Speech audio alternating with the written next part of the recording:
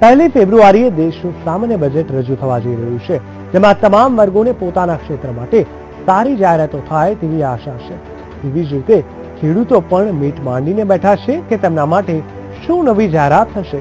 વીટીવીએ ખેડૂતો સાથે કરી ખાસ વાતચીત. ચારે તરફ લીલોતરીથી છવાયેલા આ ખેતરો સાણંદ તાલુકામાં આવેલા ગામોના છે.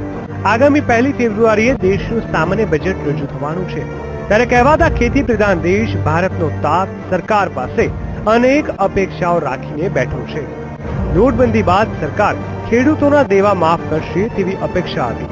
ખેડૂતોની આશા પર સરકારે પાણી ફેરવી દીધું.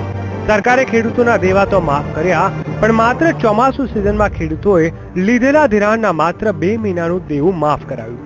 ત્યારે ખેડૂતોની માંગ છે કે બિયારણ સસ્તા થાય, ખેડૂતોને આપવામાં આવતી લોન પર વ્યાજમાંથી મુક્તિ આપવામાં આવે, ખેતીના સાધનો પર લાગતા ટેક્સમાં ઘટાડો કરવામાં આવે અને ખેતીલક્ષી નવી યોજનાઓ જાહેર કરવામાં આવે.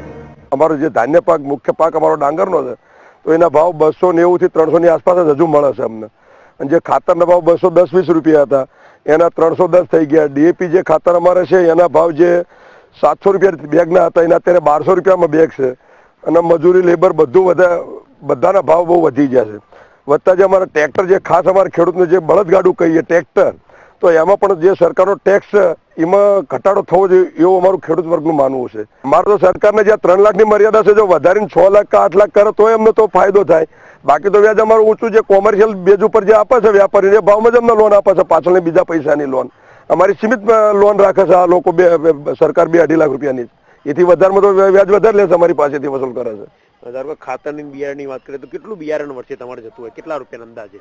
બિયારણ અમારે જતું હોય 40,000 થી 50,000 રૂપિયાનું બિયારણ જતું હોય, અને ખાતર તો 3 થી 4 લાખ રૂપિયાનું અમારે જતું હોય છે અંદાજિત અમારે. એમાં કોઈ સબસિડી વધે? સબસિડી વધારે તો સારું જ ને, ખાતરના ભાવ ઘટાડે એમાં વધારે તો સારું જ છે ને અમારા માટે, ખેડૂત માટે. ખેડૂતોનું કહેવું છે કે આજથી 20 વર્ષ પહેલાની અને અત્યારની ખેતીમાં ઘણો તફાવત જોવા મળી રહ્યો છે. પહેલાના સમયમાં બિયારણથી માંડીને પાકના પિયતનું પાણી, જંતુનાશક દવા, ખાતર અને ખેત ઉત્પાદનના ભાવ મળી રહેતા, જ્યારે આજે ખેતીના ખર્ચમાં વધારો થયો છે, ત્યારે ખેત ઉત્પાદનના ભાવમાં કોઈ વધારો થયો નથી, જેથી ખેડૂત પાયમાલી તરફ ધકેલાઈ રહ્યો છે. ઈ બજેટમાં ખેડૂત માટે દવાના ભાવ ઘટાડવા જોઈએ, ખાતરના ભાવ ઘટાડવા જોઈએ, ડીઝલના ભાવ ઘટાડવા જોઈએ, ટ્રેક્ટરમાં ભાવ ઘટાડવા જોઈએ, ટ્રેક્ટરના ઓજારો જોઈએ એમાં ભાવ ઘટાડવા જોઈએ. એ બધું ઘટાડે તો અમને કંઈક લેવલે ખેતી આવે, 5 રૂપિયા નફો મળે. બાકી અત્યારની આ પરિસ્થિતિમાં તો ખેડૂતને જોડવાના જ આવે. નાના ખેડૂતને તો બિલકુલ ખેતી પોસાતી જ નથી. મજૂરીના ભાવ વધી ગયા, અમારા અનાજના ભાવ એ નહીં રહ્યા, એટલે અમારે તો ઉપર જતા એમાં નુકસાની જ થાય છે. વધતા બીજું, અમારે ફતેવાડી કેનાલ છે. ફતેવાડી કેનાલનું પાણી ધરોઈમાંથી આવતું હતું જ્યારે નર્મદા નહોતી ત્યારે. એ કાયમી પાણી આવતું હતું, એ પાણી સરકારે બંધ કરી દીધું અને નર્મદામાં અમારો સમાવેશ નથી કર્યો. ખાલી વધારાનું પાણી હોય તો સાબરમતીમાં કટ આપી અને આપે છે, બાકી પાણી ના હોય ત્યારે અમારો ઊભા પાક સુકાઈ જાય છે. સરકાર વાતું કરે છે બધી, પણ આ તો ઇલેક્શન આવે છે એટલે અત્યારે આ પાણી ચાલુ કર્યું છે. બાકી તો અમારે જ્યારે જોઈ 6 મહિનાની 1 તારીખે ડાંગરનું ધરું નાખવા પાણી જોઈએ, અમે રજૂઆત કરીને થાકી તો આખા મહિનો જતો રહે ત્યારે પાણી છોડે અને પછી પાછળ ડાંગર રોપાય. વરસાદ આવે તો જ નર્મદાનું પાણી અમને આપે છે. 13મી સાલથી અત્યાર સુધીમાં અમારે દુષ્કાળ જ છે, વરસાદ પ્રમાણમાં થતો નથી, એટલે લગભગ ખેતી ભાંગી પડવાની તૈયારીમાં છે. પણ સરકાર અત્યારે ઇલેક્શન છે એટલે પાણી ચાલુ કરી દે છે. છેલ્લા 15 વર્ષમાં ખેતી કરતા ખેડૂતોમાં ઘટાડો થયો છે અને ખેડૂતો ખેતી છોડીને શહેરમાં વસ્યા છે.